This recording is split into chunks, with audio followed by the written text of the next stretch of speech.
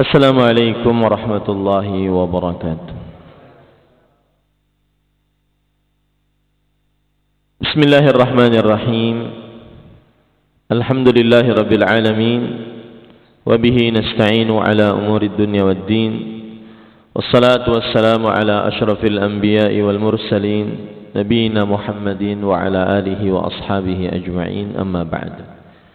Alhamdulillah, kita bersyukur pada Allah Subhanahu wa taala pada hari ini, hari Ahad ba'da subuh 19 Jumadil Akhir 1443 Hijriah, kita dimudahkan oleh Allah Subhanahu wa taala untuk duduk bersama kembali membaca kitab Tafsirul Qur'anil Azim atau kitab Tafsir Ibnu Katsir rahimahullah pada surat Al-Fatihah.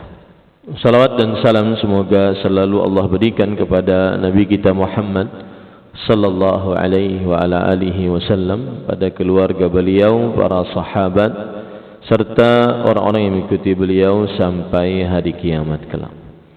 Dengan nama-nama Allah yang husna dan sifat-sifatnya yang ulia, kita berdoa, Allahumma inna nas'aluka ilman nafi'an wa rizqan tayyiban wa amalan mutaqabbala. Allahumma amin. Ahibati fillah, afanillah wa iyyakum. Para jamaah sekalian, jamaah Masjid An-Nur yang saya cintai karena Allah, semoga Allah Subhanahu wa taala selalu memberikan afiat kepada kita di dunia dan di akhirat. Pada kesempatan kali ini kita melanjutkan pembacaan kitab Tafsirul Qur'anil Azim atau kitab Tafsir Ibnu Katsir pada surat Al-Fatihah. Pada pertemuan sebelumnya kita sudah membaca beberapa nama dari surat Al-Fatihah. Beberapa nama dari surat Al-Fatihah. Beliau mengatakan yuqalu laha Al-Fatihah, bahwa surah Al-Fatihah namanya adalah Al-Fatihah karena Al-Quran mushafnya ditulis dengan surat Al-Fatihah terlebih dahulu. Kemudian karena sholat dimulai dibuka dengan surat Al-Fatihah, dan juga dikatakan dengan Ummul Kitab menurut jumhur ulama. Kemudian juga dikatakan dengan As-Sab'ul Masani, 7 ayat yang selalu diulang-ulang oleh kaum muslimin dibaca, baik itu di dalam sholat atau di luar sholat. Itu sudah 3. Yang keempat namanya adalah Alhamdu, yaitu pujian, karena suratnya diawali dengan pujian kepada Allah Subhanahu wa taala. Dan pelajaran dari ini adalah kita ketika mau berdoa kepada Allah, maka termasuk adab sebelum meminta, pujilah Allah Subhanahu wa taala. Jangankan kepada Allah, kepada manusia saja seperti itu gitu. Kita puji dulu manusianya baru kita minta. Kemudian yang kelima dinamakan juga as-salah, salat, yaitu surah Al-Fatihah namanya juga as-salah. Kemudian yang keenam yang sudah kita pelajari asy-syifa, yaitu obat penyembuh. Apa saja Al-Fatihah? Apa saja Al-Fatihah? Makanya ini mungkin salah satu rahasia sebagian kaum muslimin, apa-apa Al-Fatihah. Apa-apa Al-Fatihah. Karena dia adalah obat penyembuh. Ya. Obat penyembuh. Yang ketujuh nama dari surat Al-Fatihah yang sudah kita pelajari adalah Al-Kafiyah. Yang ketujuh nama dari surat Al-Fatihah adalah Al-Kafiyah. Al-Kafiyah artinya yang mencukupkan. Maka saya nasihatkan ya agar sering-sering membaca surat Al-Fatihah karena dia mencukupkan. Mencukupkan apa? Harta. Mencukupkan kesehatan dari penyakit, mencukupkan ketenangan dan kebahagiaan dari tidak bahagia, tidak tenang. Sering-sering baca Al-Fatihah. Nah, Nah, itu pada pertemuan sebelumnya kita sudah membahas hal tersebut. Kemudian qala al-musannifu rahimahullahu taala, Imam Ibnu Katsir rahimahullahu taala berkata, wa yuqalu nazala marratain, marratan bi Makkah wa marratan bil Madinah wal awwalu asbah. Dan ada yang mengatakan bahwa surah Al-Fatihah saking agungnya diturunkan 2 kali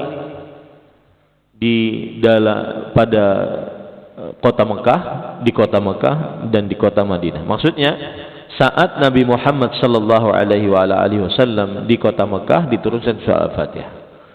Dan saat Nabi Muhammad sallallahu alaihi wasallam di kota Madinah diturunkan juga surat Al-Fatihah. Tapi kata Imam Ibnu Katsir rahimahullah, yang pendapat yang pertama yaitu lebih utama. Maksudnya adalah bahwa surat Al-Fatihah diturunkan di kota Madinah, di kota Mekah menurut pendapat Abdullah bin Abbas radhiyallahu anhuma, kemudian Imam Qatadah bin Da'amah As-Sadusi dan juga Imam Abu Aliyah. Pendapat sahabat dan pendapat para tabi'in. Kemudian ahibati fillah, setelah itu Imam Ibnu Katsir rahimahullahu taala berkata, bahkan ada yang mengatakan setengah-setengah. Haka Abu Laits As-Samarqandi anna nisfaha nazala bi Makkah. Bahwa Abu Laits, seorang ulama besar As-Samarqandi, menghikayatkan setengah dari surah Al-Fatihah diturunkan di kota Mekah, setengah yang lainnya di kota Madinah. Tetapi ini pendapat yang aneh sekali, kata Imam Ibnu Katsir rahimahullah. Baik. Kemudian setelah itu, apa faedahnya kita mengetahui bahwa surat ini diturunkan di kota Mekah, surat ini diturunkan di kota Madinah? Faedahnya adalah kota Mekah kadang-kadang ayat-ayat yang berkaitan dan surat-surat yang berkaitan dengannya berkaitan dengan tauhid. Berkaitan dengan tauhid. Sedangkan kota Madinah berkaitan dengan syariat-syariat. 13 tahun Nabi Muhammad sallallahu alaihi wasallam di kota Mekah, maka kebanyakan ayatnya berkaitan dengan dakwah kepada tauhid, menetapkan tauhid ibadah kepada manusia pada saat itu.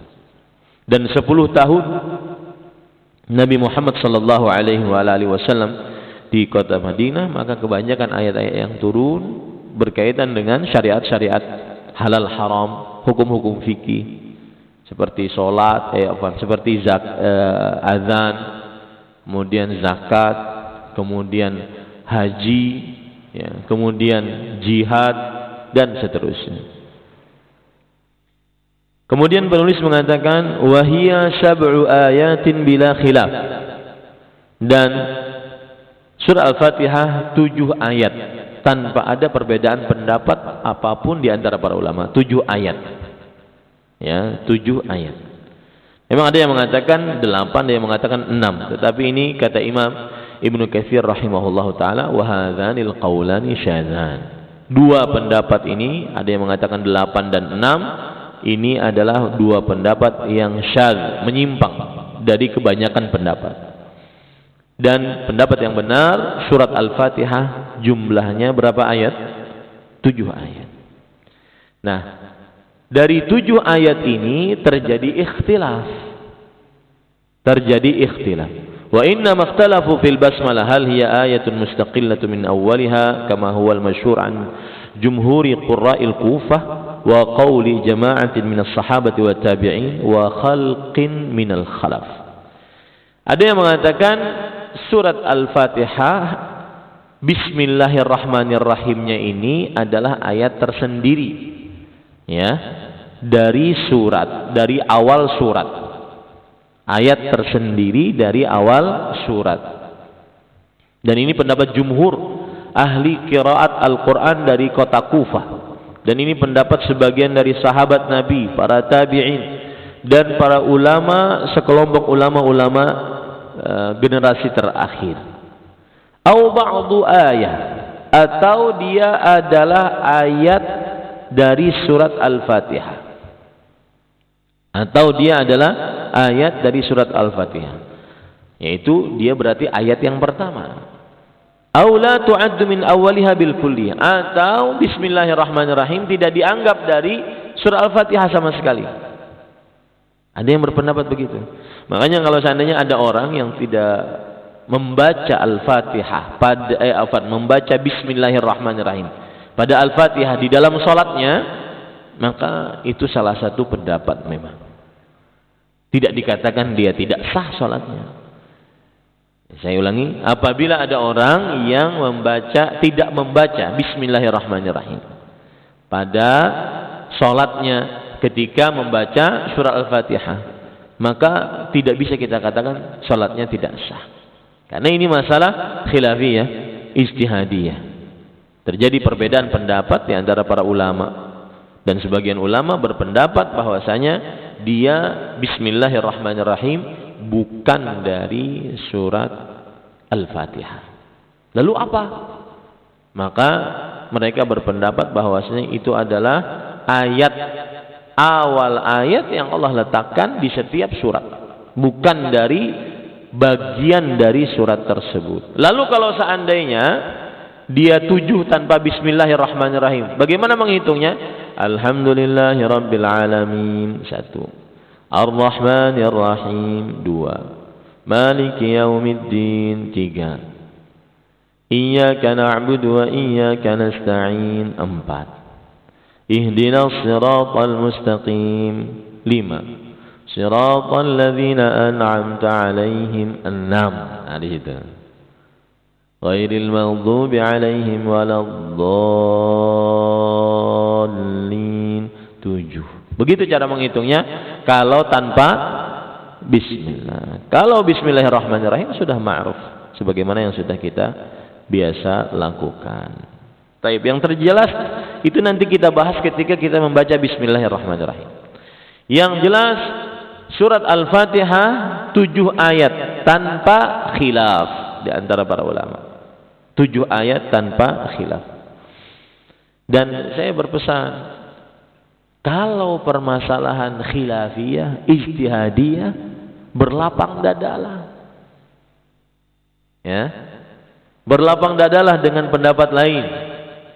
Khilafiyah, ijtihadiyah. Terjadi khilaf dari mulai dulu, bukan sekarang, dari mulai ulama dulu. Bahkan para sahabat terjadi khilaf. Maka berlapang dadalah. Tidak diingkari atasnya saat melakukan itu, berlapang dadalah. Bahkan kalaupun satu pendapat mengatakan bid'ah, ini mengatakan boleh, ya sudah berlapang dada. Ya, yang dikatakan bid'ah jangan menyarik, yang melakukan jangan juga disarik. Mengapa? Karena khilaf dari mulai semenjak dahulu. Terjadi perbedaan pendapat di antara para ulama. Ya, seperti itu. Jadi ini perlu keluasan hati menerima perbedaan pendapat di antara para ulama rahimahumullah. Kemudian penulis mengatakan, wa kalimatuha 25 kalimah wa hurufuha 113 harfan. Dan kata-kata yang ada di dalam surat Al-Fatihah ada 25 kata. Dari mulai bismillahirrahmanirrahim sampai waladdallin ada 25 kata. Dan hurufnya ada sekitar 113 huruf. Dan ini menjadi pelajaran bagi kita bahwa salah satu karunia Allah terhadap kaum muslimin, hanya dengan membaca surat Al-Fatihah seseorang akan mendapatkan 113 kali 10. Berapa tuh? 113 kali 10. 1130.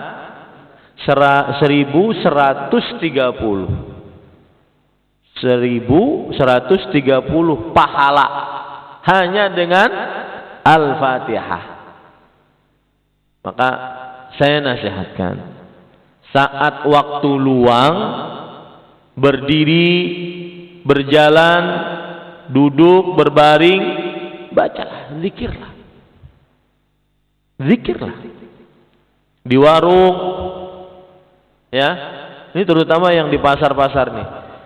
Duduk mengheningkan cipta sini melewati orang lewat. Ini bibirnya zikir, banyak pahalanya. Dan tidak memerlukan duit, tidak memerlukan usaha, kekuatan, hanya menggerakkan bibir baca Al-Fatihah. Kalau pian di pasar termenung hanya melihati bebinian lewat,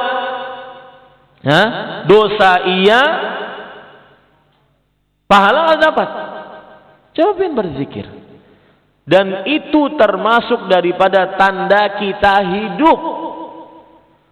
Rasulullah SAW bersabda, "Mathalul ladzi yadhkuru rabbah wal ladzi la yadhkuru rabbahu kamathalil hayy wal mayyit." Perumpamaan orang yang berzikir dengan yang tidak berzikir itu permisalannya sama dengan orang yang hidup dan mati. Yang berzikir hidup, yang tidak berzikir mati. Jadi ada orang mati di dunia masih berjalan, masih bernafas. Siapa tuh? Yang tidak berzikir. Ulun pesan benar nih, ya.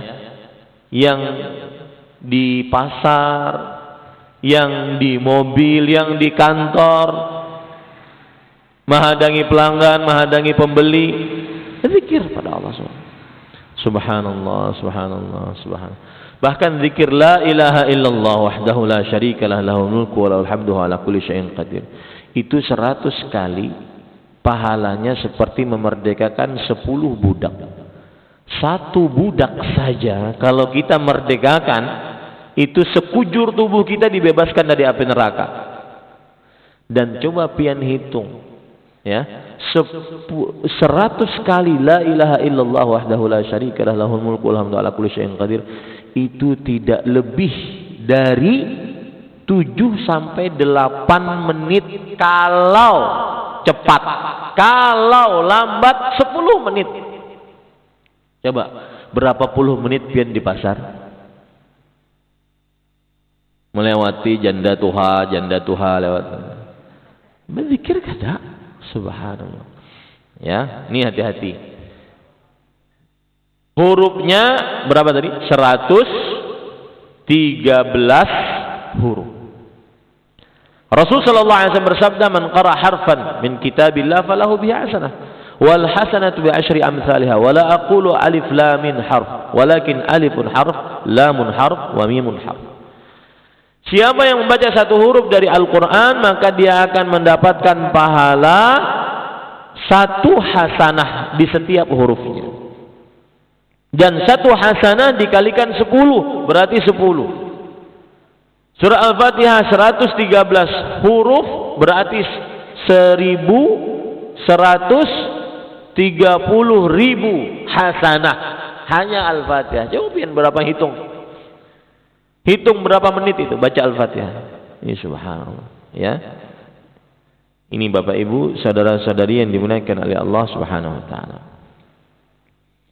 Kemudian selanjutnya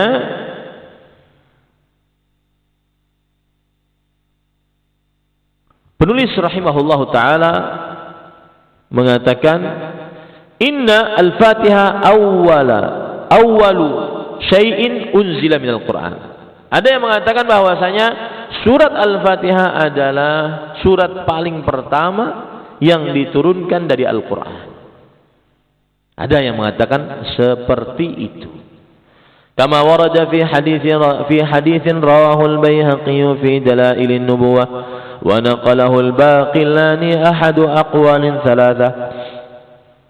Sebagaimana yang disebutkan dalam hadis yang diriwayatkan oleh Imam Baihaqi dalam kitab Dalailun Nubuwah, dan dinukilkan oleh Al-Baqillani salah satu pendapat yang 3. Hadza ahaduha. Ini salah satu pendapatnya, yaitu bahwa surat Al-Fatihah adalah surat paling pertama diturunkan dalam Al-Quran. Ada yang mengatakan surat Al-Muddathir, ada yang mengatakan surat Al-Alaq. Wa hadza huwa sahih, kata Imam Ibnu Katsir. Dan inilah pendapat yang lebih kuat bahwasanya surat Al-Alaq adalah surat yang pertama diturunkan oleh Allah Subhanahu wa taala dalam Al-Qur'an. Sekarang kita menyebutkan tentang zikru ma warada fi fadlil Fatihah. Penyebutan tentang keutamaan surat Al-Fatihah. Ya. Apa faedahnya kita mengetahui keutamaan surat Al-Fatihah? Salah satunya adalah saat kita membacanya, kita mengagungkannya. Saat kita membacanya, kita mengagungkannya. Saya bacakan riwayatnya dengan panjang. Qala al-Imam Ahmad bin Muhammad bin Hanbal rahimahullahu taala fi musnadih.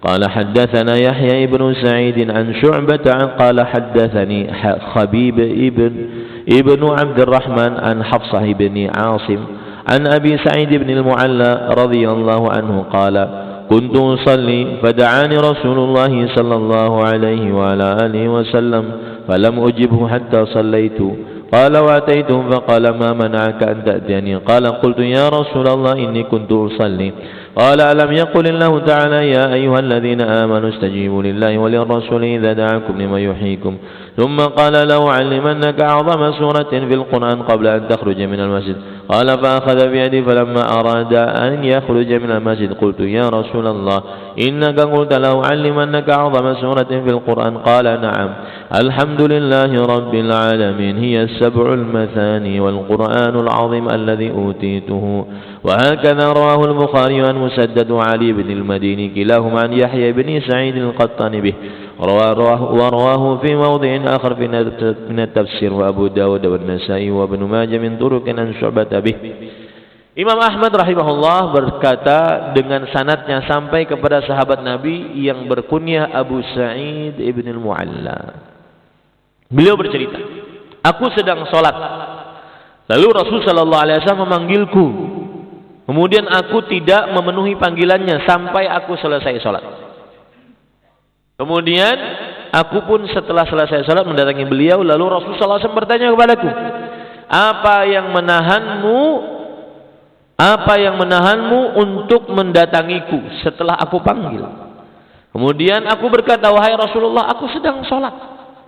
Kemudian Rasulullah SAW menyanggah lagi, bukankah Allah berfirman dalam surat Al-Anfal ayat 24, wahai orang yang beriman, penuhilah panggilan Allah dan Rasulnya jika kedua-duanya memanggil kalian.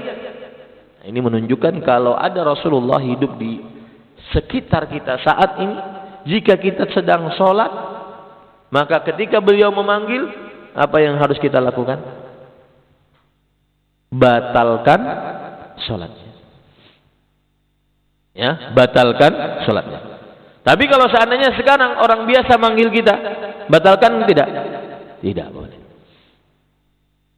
Tidak boleh membatalkan sholat kecuali karena sangat-sangat terpaksa. Ya, karena Allah berfirman, ya ayyuhalladzina amanu la tubtilu a'malakum. Wahai orang beriman, jangan kalian batalkan amalan-amalan kalian. Kalau sudah Allahu Akbar, tidak boleh batal amal. Tidak boleh dibatalkan sholatnya.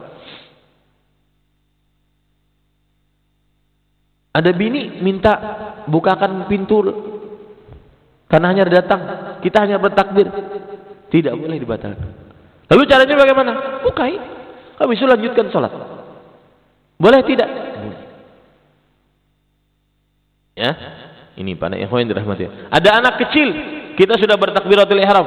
Ada anak kecil main dispenser, takutan kena baju panas, jangan dibatalkan. Maka mati dispensernya atau jauhkan anaknya, lanjutkan sholat. Boleh tidak? Boleh. Paham ini? Ya. Kemudian Rasulullah SAW setelah itu bersabda, ini keutamaan surah Al-Fatihah. Sungguh aku akan benar-benar mengajarkan kepadamu surat paling agung di dalam Al-Quran sebelum engkau keluar dari masjid. Ini menunjukkan bahwasanya Al-Fatihah adalah surat paling agung dalam Al-Quran. Di dalam Al-Quran terdapat 114 surat. Yang paling agung Al-Fatihah. Bahkan ada penafsiran dari Al-Hasan Al-Basri rahimahullah, beliau mengatakan innallaha anzala mi'ata kitabin wa jama'a sirra hadhihi al-mi'ah fi arba'ati kutubin wa jama'a sirra hadhihi al-arba'ah fil Fatihah wa jama'a sirra al-Fatihah fi iyyaka na'budu wa iyyaka nasta'in. Lihat. Sesungguhnya Allah menurunkan 100 kitab suci. Dan dari 100 kitab suci ini Allah kumpulkan rahasia-rahasia yang ada dalamnya pada 4 kitab suci. Zabur, apa lagi? Taurat, apa lagi? Injil, Al-Quran. Dan Allah mengumpulkan rahasia 4 kitab suci ini pada surat Al-Fatihah, pada Al-Quran. Dan Allah mengumpulkan rahasia Al-Quran pada surat Al-Fatihah. Dan Allah mengumpulkan rahasia Al-Fatihah pada ayat iyyaka na'budu wa iyyaka nasta'in. Dan ayat iyyaka na'budu wa iyyaka nasta'in nanti kita bahas, menarik sekali. Ini membuat kita sangat mendapatkan pelajaran dari iyyaka na'budu wa iyyaka nasta'in. Berarti pelajaran pertama tentang keutamaan surah Al-Fatihah, dia adalah surat paling agung yang pernah ada dalam Al-Quran. Dan itu konsekuensinya berarti surat paling agung dari 4 kitab suci.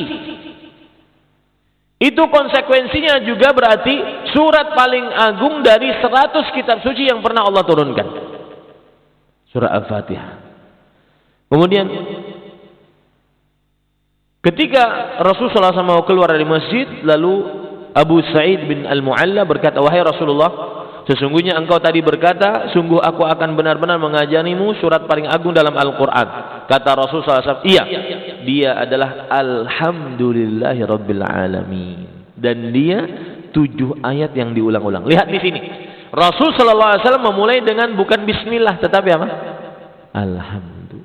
Ini hadis sahih dan ini salah satu dalil pendapat mazhab fikih yang mengatakan Bismillahirrahmanirrahim bukan dari Al-Fatihah. Makanya kalau orang sholat langsung Bismillah, langsung Alhamdulillahirabbil alamin, jangan diingkari.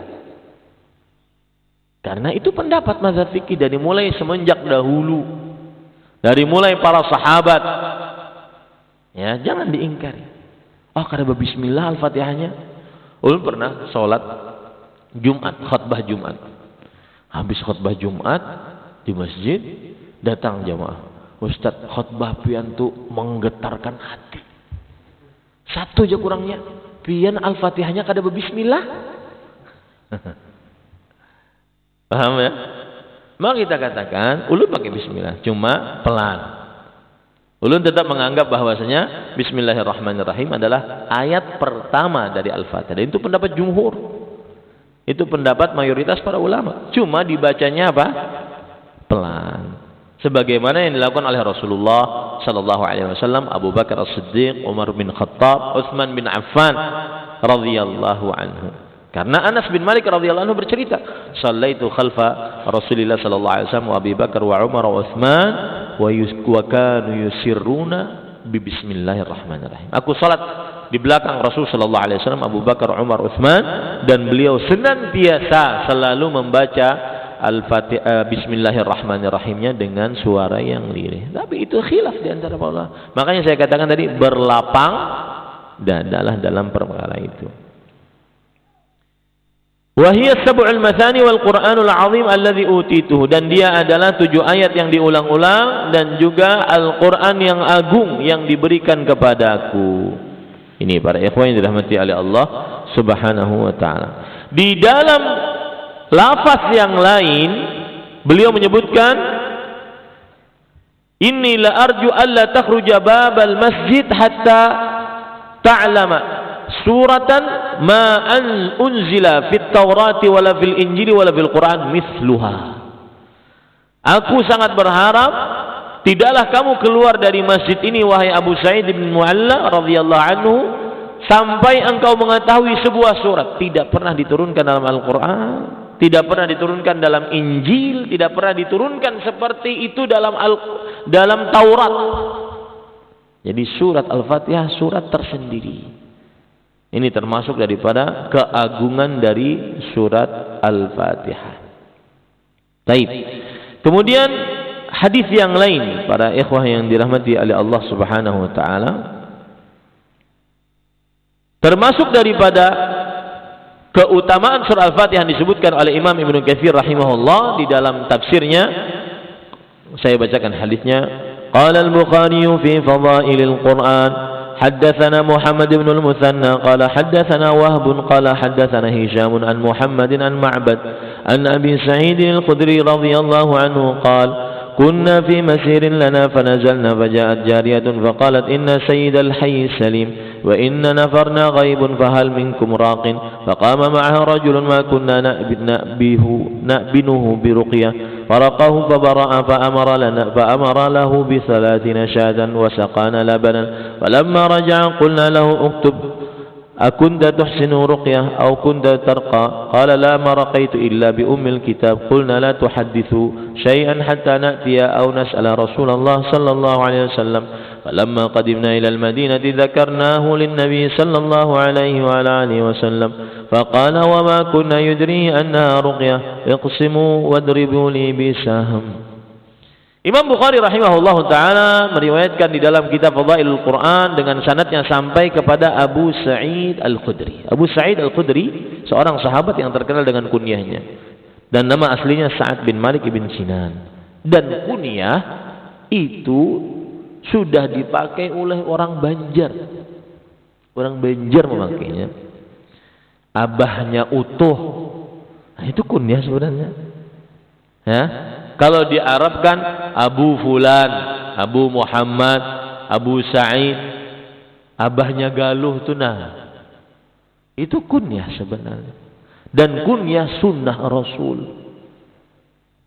Bapak ibu yang belum punya kunyah, maka berkunyahlah. Itu sunnah Rasul sallallahu alaihi wasallam. Bukan ajaran orang Arab. Yang benci banget lawan orang Arab. Nabi pian tuh orang Arab, subhanallah.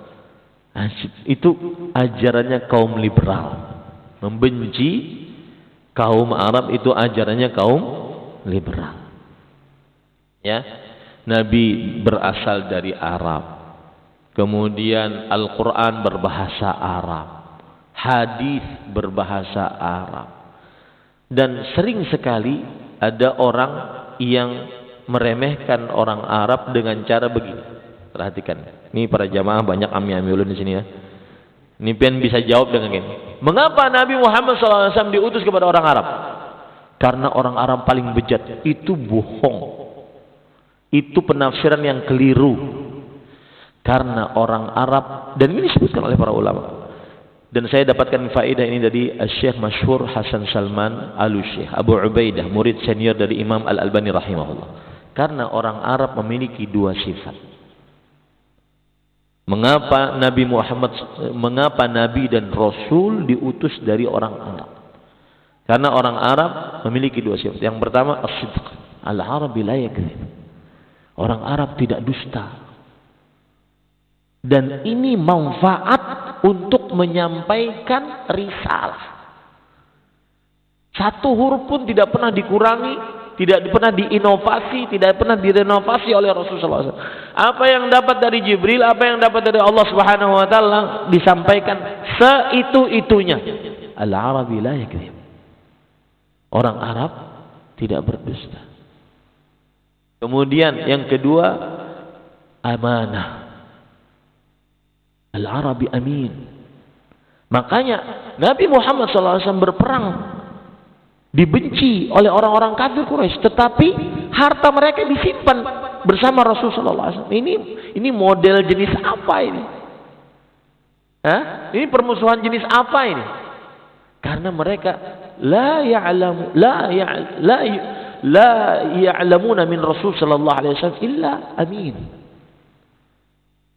Tidak mengenal dari Rasul SAW kecuali amanah. Dan ini manfaat saat berdakwah.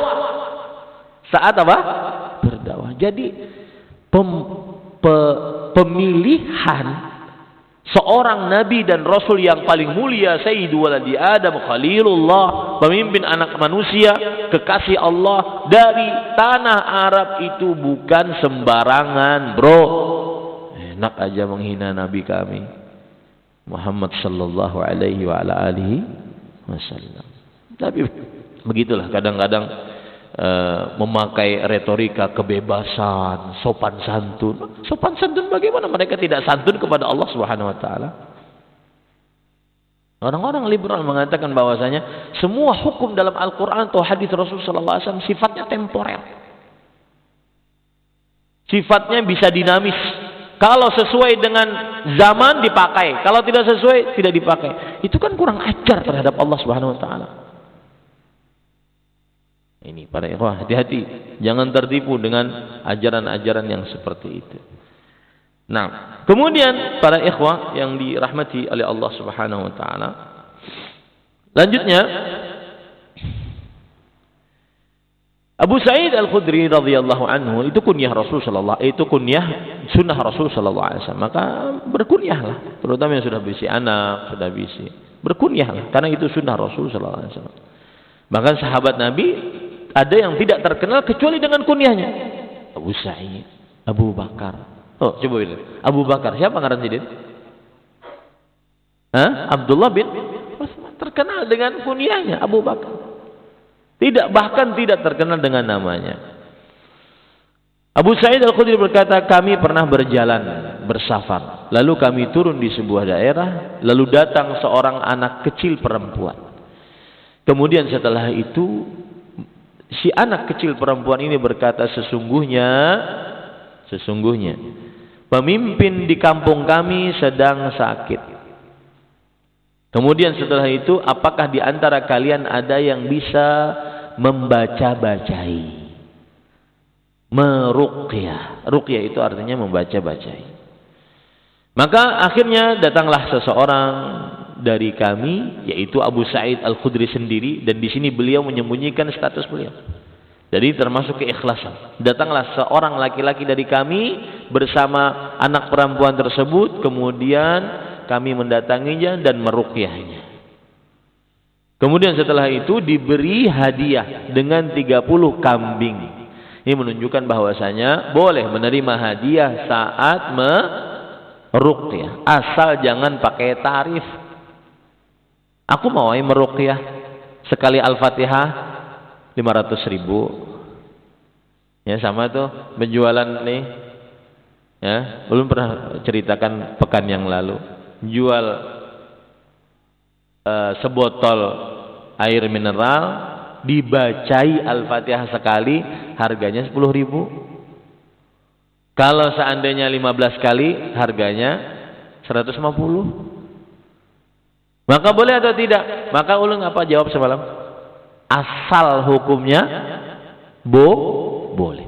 Cuma dikhawatirkan menjadikan komersil. Ya, maka lebih baik dijauhi.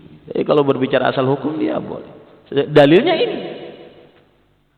Wa ma adraka. Kemudian setelah itu mereka diberi 30 kambing, kemudian setelah itu diberikan air susu kambing tersebut. Kemudian setelah pulang yang meruqyah tadi Abu Sa'id Al-Khudri, orang-orang bertanya, "Apakah engkau bisa meruqyah? Ataukah engkau kebiasaan kamu meruqyah?" Kemudian Abu Sa'id Al-Khudri berkata, "Tidak. Aku tidak meruqyah kecuali dengan Al-Fatihah." Lihat Pak, cuma Al-Fatihah. Jadi pian kalau seandainya ya ada yang kesurupan di rumah, ada yang sakit-sakit, tidak perlu jauh-jauh datang ke tukang ruqyah, orang saleh, tuan guru, tidak perlu.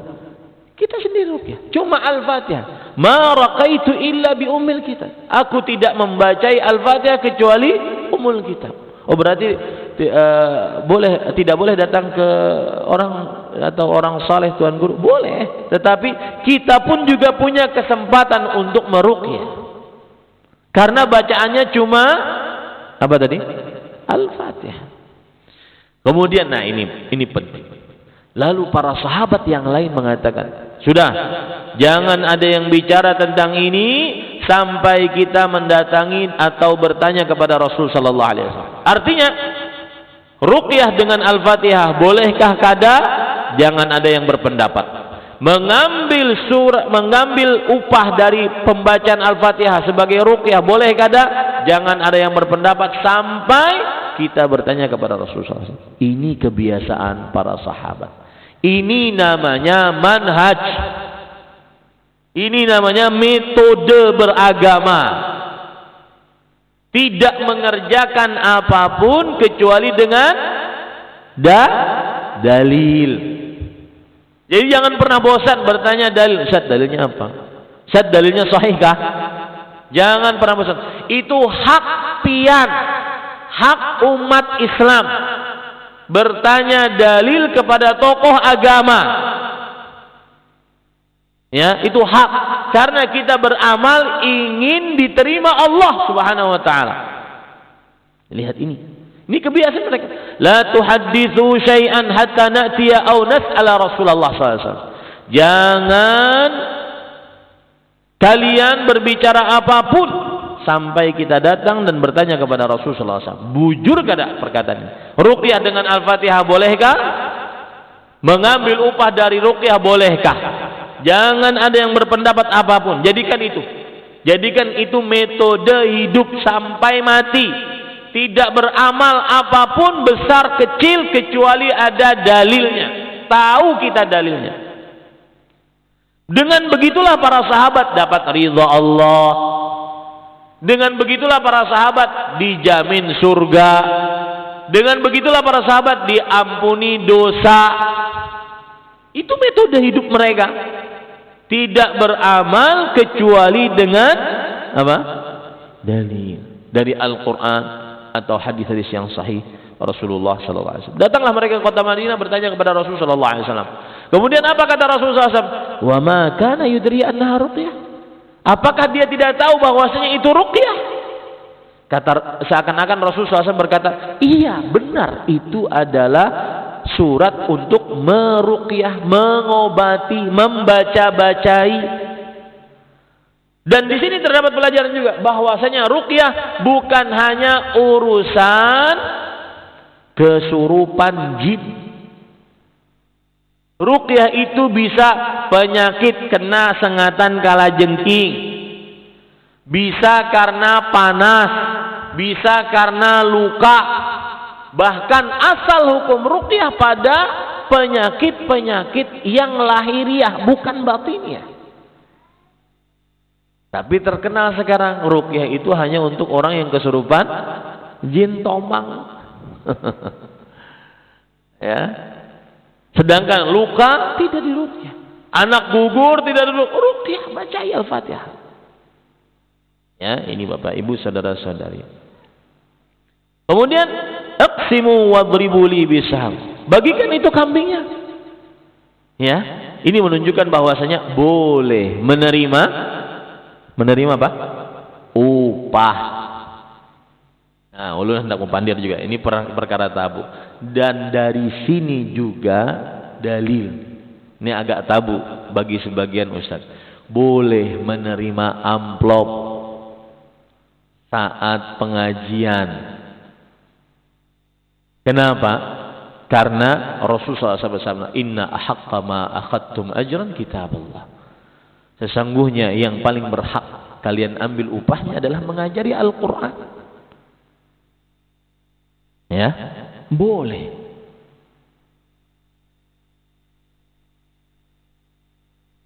Dan tidak boleh dicela akan hal itu. Tidak boleh dicela akan hal itu. Meskipun ulun kadang mengambil ini ya. Ini para ikhwan yang dirahmati. Tapi ulun menjelaskan. Kadang-kadang ini permasalahan tabu yang mungkin sebagian orang kurang mau menjelaskan. Tapi ini boleh. Karena sudah ngajari kita ayat Quran, hadis Rasul, ngajari ilmu agama, boleh. Yang tidak boleh dijadikan komersil. Aku kadang mau datang kecuali 3 miliar. Nah, komersil sudah tuh. Ya. Karena berarti niatnya berubah, bukan ngajari lagi. Dibari orang alhamdulillah, kada dibari kita kada minta. Saya pahamilah. Baik. Baik.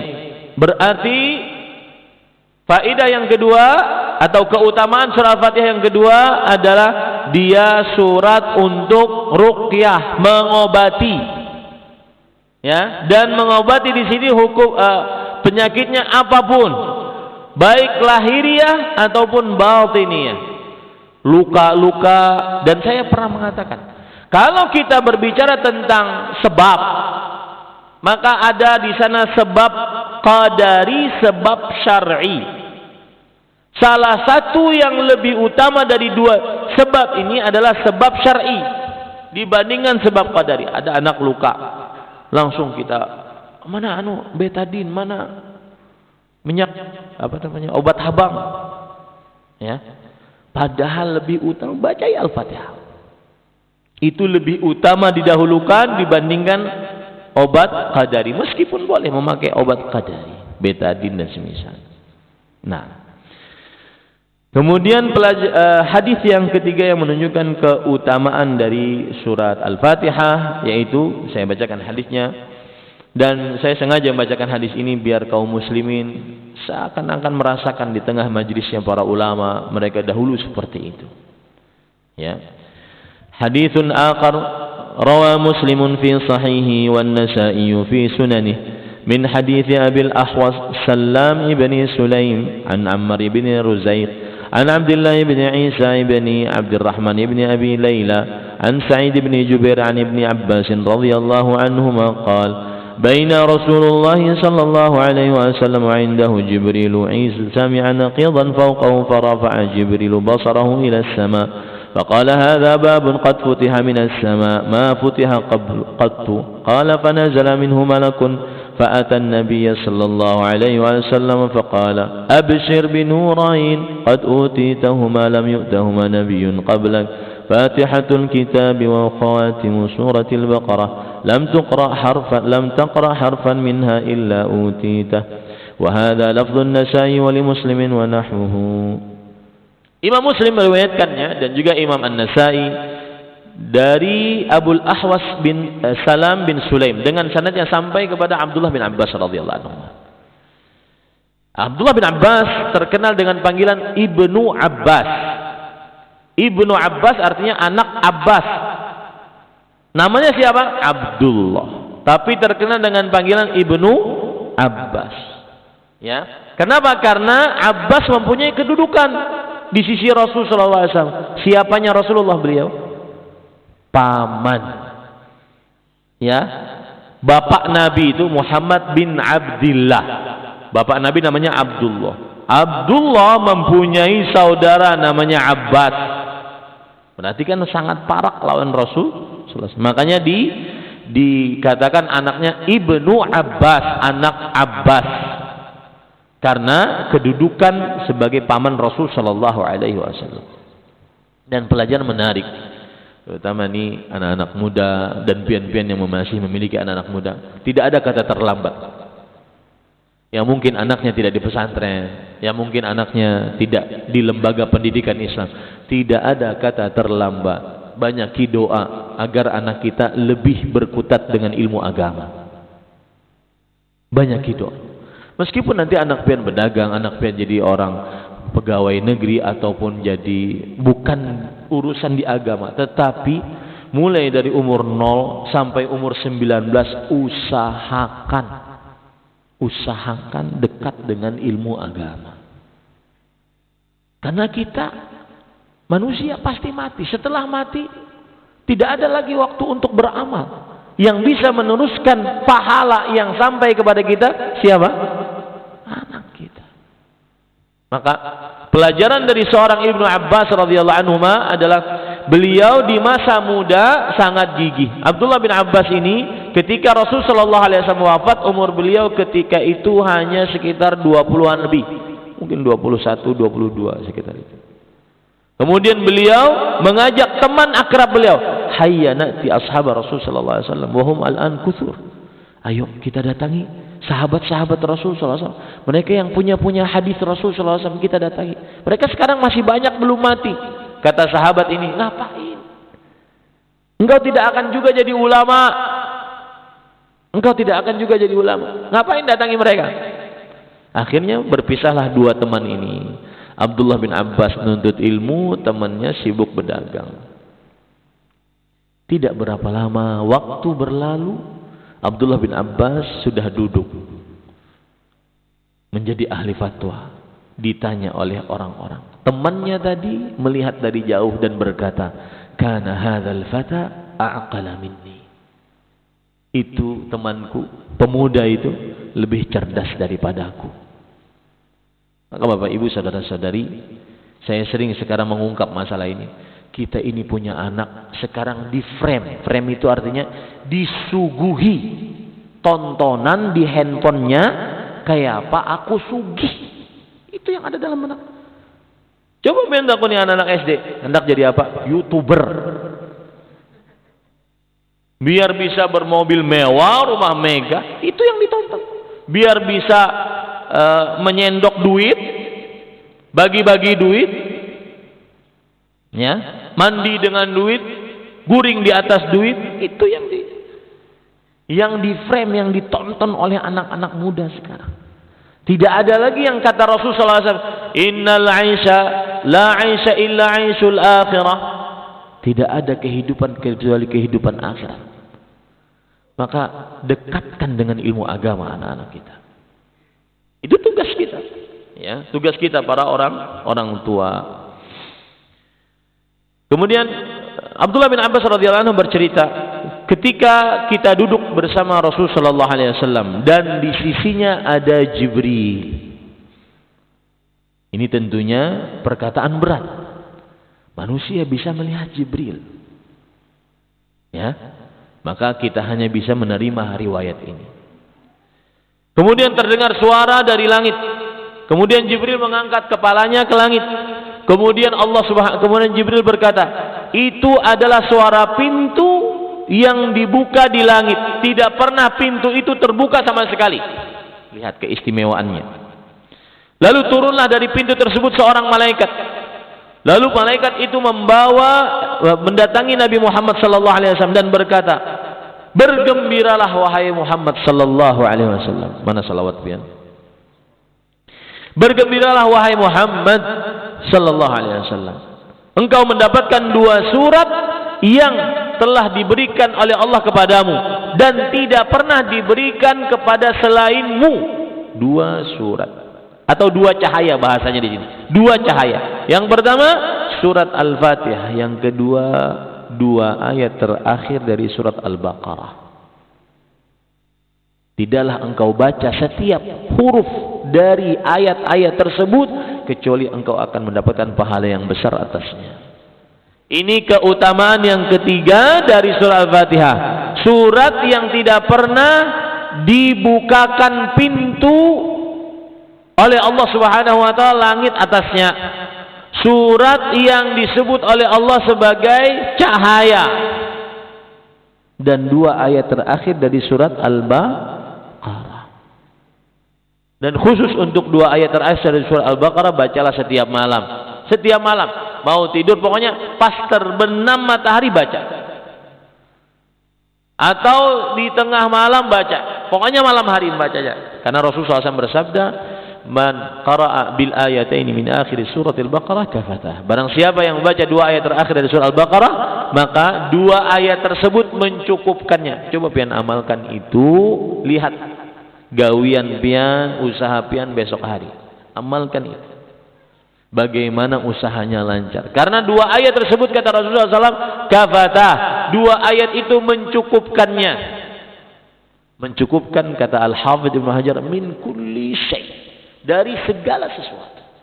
Mencukupkan dari keburukan, mencukupkan harta, mencukupkan ketenangan, kebahagiaan. Baca 2 ayat terakhir dari surat Al-Baqarah.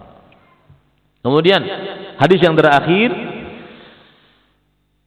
atau hadis yang lain yang keempat. Jadi sudah 3 keutamaan. Yang pertama, surat Al-Fatihah adalah surat paling agung dalam Al-Quran. Yang kedua, surat Al-Fatihah adalah surat untuk meruqyah.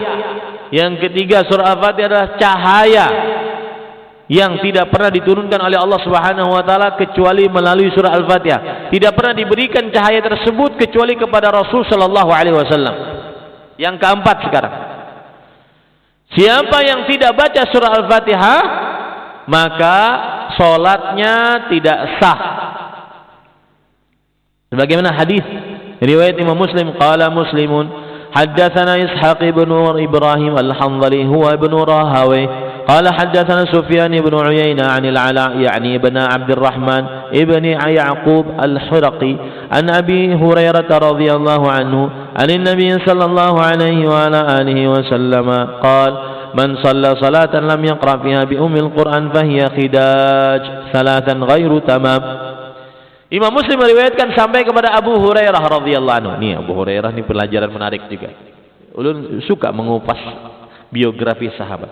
Abu Hurairah, pelajaran yang menarik dari kita, tidak ada kata terlambat untuk menjadi hamba Allah yang lebih baik. Aku sudah tua, sudah banyak dosa, tercampur yang halal dan yang haram, bingung aku kayak apa mau memulainya.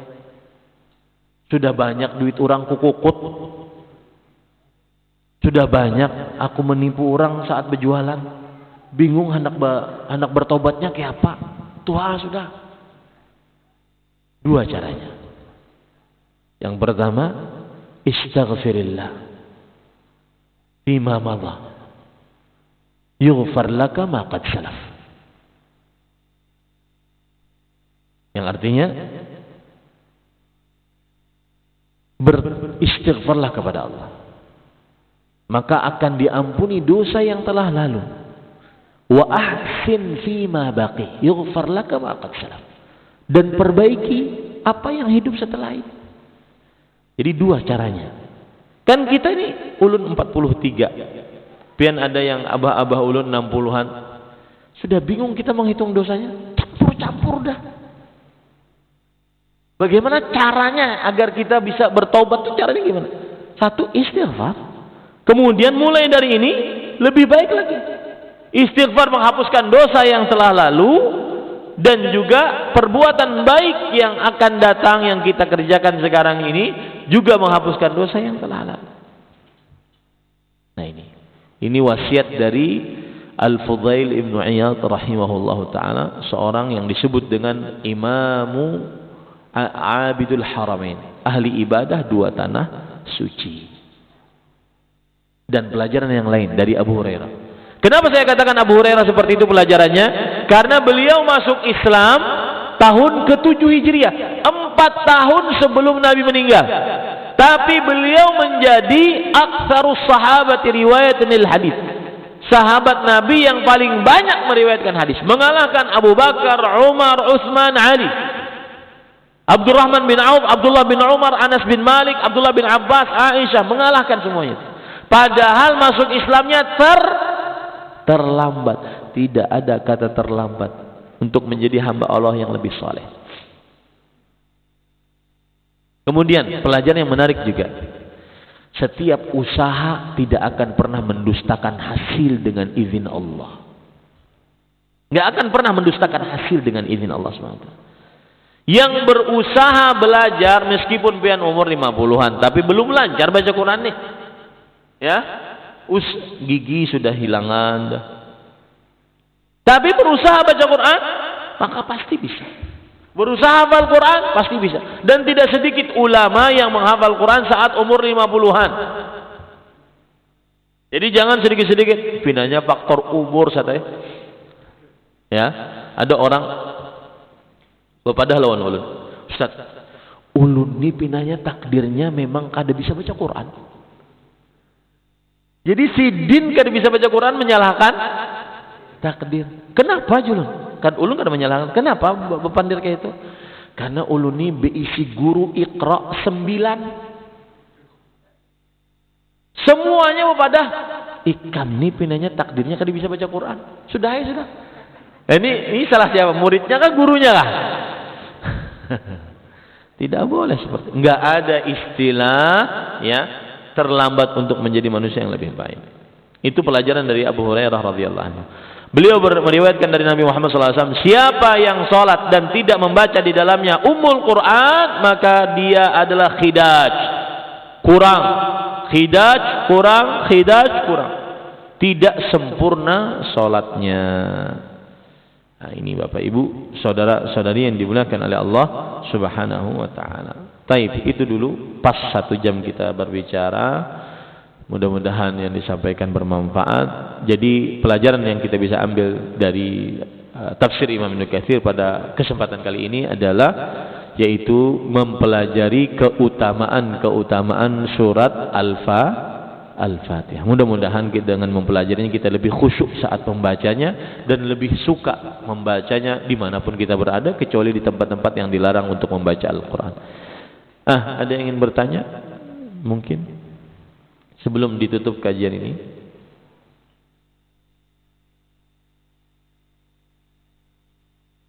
Kedatangan. Waalaikumsalam. Nggih, amin. Nggih.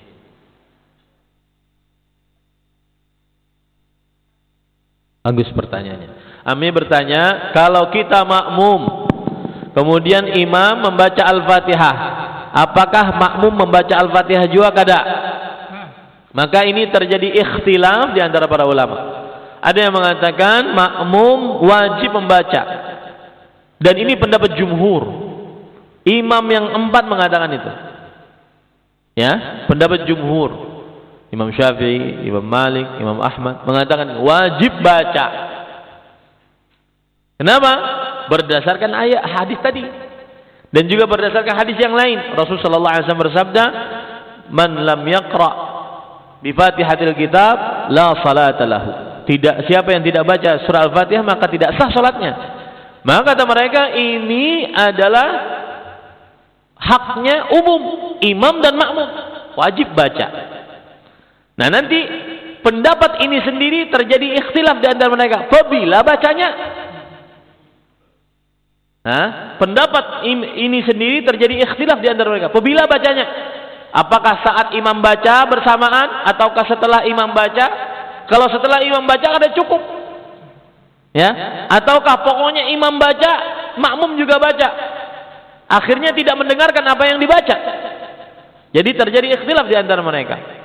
Pendapat ini bahwasanya wajib makmum juga membaca Al-Fatihah. Wallahu alam.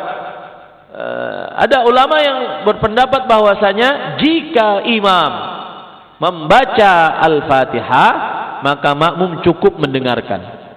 Hal ini berdasarkan keumuman ayat idza quri'al Qur'anu fastami'u lahu wa ansitu la'allakum turhamun. Jika dibacakan Al-Qur'an, dengarkan dengan baik dan tidak bergerak kecuali berusaha untuk memahami apa yang dibaca agar kalian mendapatkan rahmat. Ini ayat meskipun umum tetapi bisa dipakai sebagai dalil umum atas makmum tidak membaca saat imam membaca dengan suara yang keras.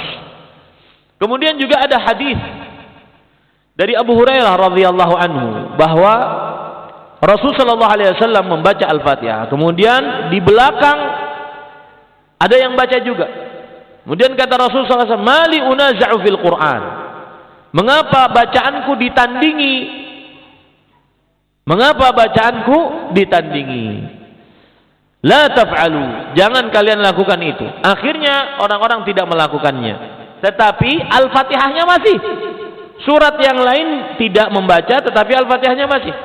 Lalu kelamaan Abu Hurairah radhiyallahu anhu bercerita, "Fantahan nasu min qiraati illa fima jahara Rasulullah SAW." Maka orang-orang makmum-makmum berhenti membaca di belakang Rasul SAW. Ya. Kecuali yang Rasul sallallahu alaihi wasallam tidak membacanya dengan suara yang keras. Hadis riwayat Imam Malik dalam kitabnya Al-Muwatta. Maka saya lebih condong kepada pendapat ulama ini, yaitu apabila imam membaca dengan suara yang keras seperti sholat subuh, seperti sholat maghrib rakaat pertama rakaat kedua, rakaat isya rakaat pertama rakaat kedua, sholat Jumat, maka makmum tidak membaca Al-Fatihah, cukup mendengarkan. Adapun jika makmum membaca dengan suara yang rendah, lirih, maka makmum membaca. Wallahu a'lam. Begitu amin. Baik. Dan yang lain? Nah, di belakang. Silakan kasih mic-nya biar kedengaran. Assalamualaikum warahmatullahi wabarakatuh. Waalaikumsalam. Hendak bertakun Ustaz. Biasanya kita kalau ada perkumpulan atau di instansi, biasanya kalau kita berkumpul-kumpul, biasanya untuk keberkahan acara ini, marilah kita sama-sama dulu membaca surah Al-Fatihah. Kemudian biasanya membaca doa. Nah, yang ulun takuni, apakah itu termasuk bid'ah atau bagaimana? Terus kalau misalnya kita diajak di pengajian atau di mana misalnya, ayolah kita membaca dulu surah Al-Fatihah, apa kita umpat juga atau bagaimana? Ulun takutnya termasuk bid'ah, padahal tadi kan Al-Fatihah ini memang harus sering dibaca Ustaz. Bagaimana mungkin pendapat antum? Ya, bismillah walhamdulillah wassalatu wassalamu ala Rasulillah wa ala alihi washabihi wa wala. Itulah yang saya bilang tadi, itu mungkin rahasia sebagian kaum muslimin apa-apa Al-Fatihah. Ala hadhihi niyyah Al-Fatihah. Thumma Al-Fatihah. Wa kadzalika Al-Fatihah. Ya.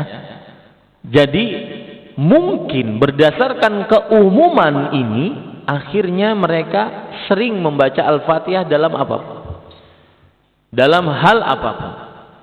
Ala hadhihi bisirril Fatihah, akhirnya baca Al-Fatihah.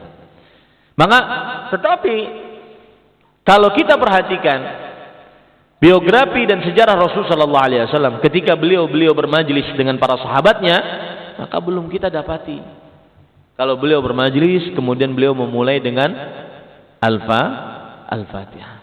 Maka dia lebih condong tidak disunnahkan. Tidak disunnahkan. Mengapa?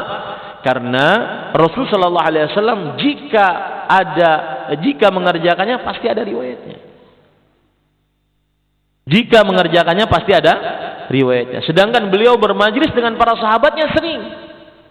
Dan itu tidak ada riwayat bahwasanya beliau sebelum bermajlis beliau mengucapkan bisirril Fatihah. Ala hadhihi Al-Fatihah. Belum kita dapati. Ya, maka tidak disunnahkan. Saya tidak berani mengatakan dia bid'ah, tetapi tidak disunnahkan untuk mengerjakan hal tersebut. Paham Pak? Nah, wallahu a'lam. Lalu kalau kita diajak begitu dan hadir di situ bagaimana? Maka jawabannya diam saja. Ya, tidak kita mengerjakannya. Wallahu a'lam.